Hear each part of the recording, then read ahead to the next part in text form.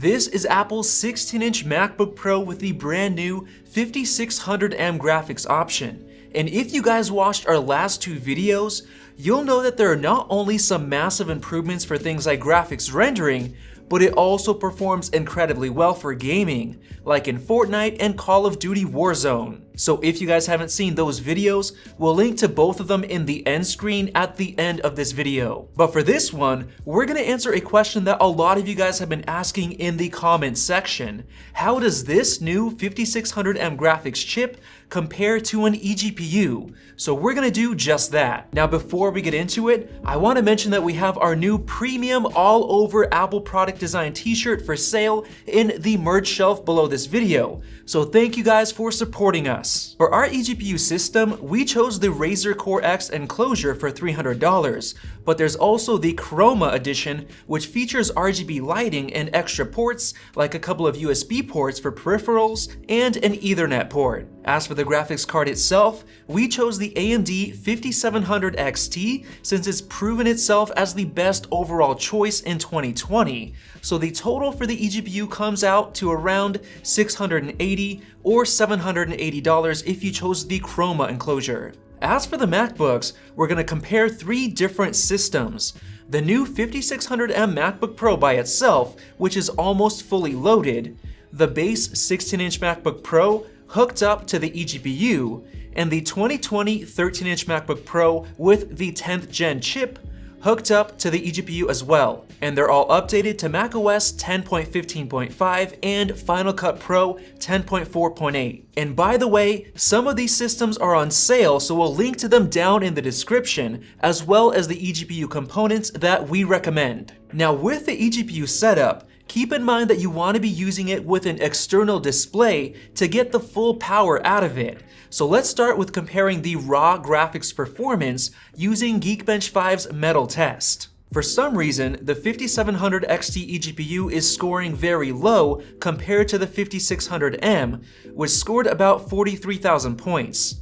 We realized that there was some issues with the drivers, so we had to hook up a second display to the eGPU to get the full power, now quite a bit higher than the 5600M. And by the way, pro tip, if you don't want to use two displays, you can use the link below to buy an HDMI dummy adapter, which tricks the system into thinking it's a display, thus giving you the better performance. But even with that, the 5700 XT is still not scoring as high as it would if it wasn't a desktop PC. And that's because of the fact that it's an eGPU, and it's sending all of that data through a single Thunderbolt 3 cable, so the lower performance is understandable. Now moving on to the Unigine Heaven gaming test, the 5600M MacBook Pro by itself surprisingly outperformed the eGPU setups, even though it scored lower in Geekbench 5, which is probably because Heaven uses OpenGL instead of Metal. We then tested GFXBench 5.0, which actually uses Metal, and in the Aztec Ruins test, the eGPU system was around 40% faster than the 5600M MacBook Pro. And in the Manhattan test, there was an even bigger difference, so it's crazy to see this performance jump compared to the Heaven test. Now before we get into comparing actual gaming performance, let's do some Final Cut Pro 10 video editing tests.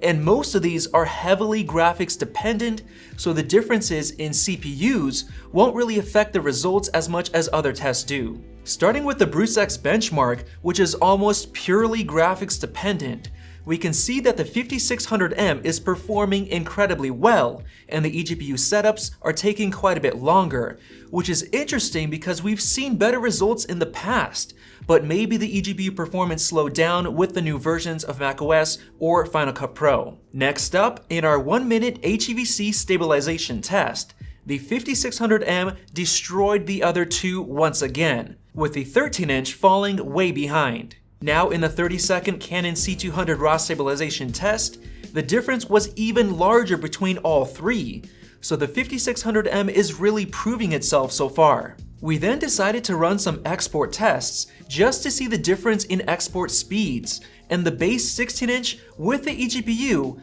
was closer to the 5600M in our 4K export test, but not close enough. What's even more interesting is that the base 16-inch MacBook Pro by itself was faster than when connected to the eGPU, and that's because of the Thunderbolt 3 cable bottleneck. Basically, the data has to go from the CPU to the eGPU, and then back to the CPU when you're exporting, so that's why it's taking longer. Now finally, in our very tough 4.5K red raw export test, the 5600M was the fastest, with the 13-inch MacBook Pro and the eGPU taking way longer because of CPU limitations. So we can see that in each and every Final Cut Pro 10 test, the 5600M outperformed the eGPU systems, and sometimes by far. Now let's get into some video games, starting with League of Legends on macOS. We maxed out all of the settings and set the resolution to around 1440p full screen on each machine.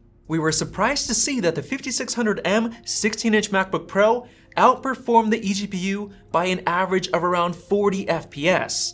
However, the fans were definitely louder since the eGPU has the advantage of being outside of the MacBook Pro with a much better cooling system.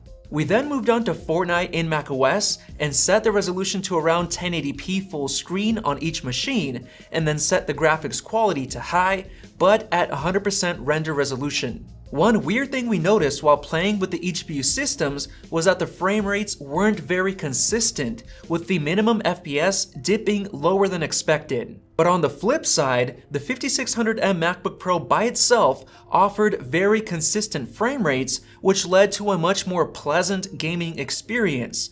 And on top of that, it played at an average of around 30 to 40 FPS higher. So from all of those tests, not only does the 5600M completely destroy the eGPU with either the 13-inch or 16-inch MacBook Pro in Final Cut Pro video editing, but it's also much better at gaming with higher FPS and more consistent FPS as well. Now the 5600M is definitely more expensive, but this shows us that it's definitely worth the investment, and it's a much better choice compared to getting an eGPU for both productivity work and if you want to do some gaming on the side. So I think it's great that you no longer have to buy a MacBook Pro for productivity work and then buy a separate gaming PC or gaming laptop if you want to do some gaming. Just buy the one 5600M MacBook Pro and it does everything you need. And no matter whether you choose to go with an eGPU or the 5600M MacBook Pro, we'll have links to the best deals on all of these MacBooks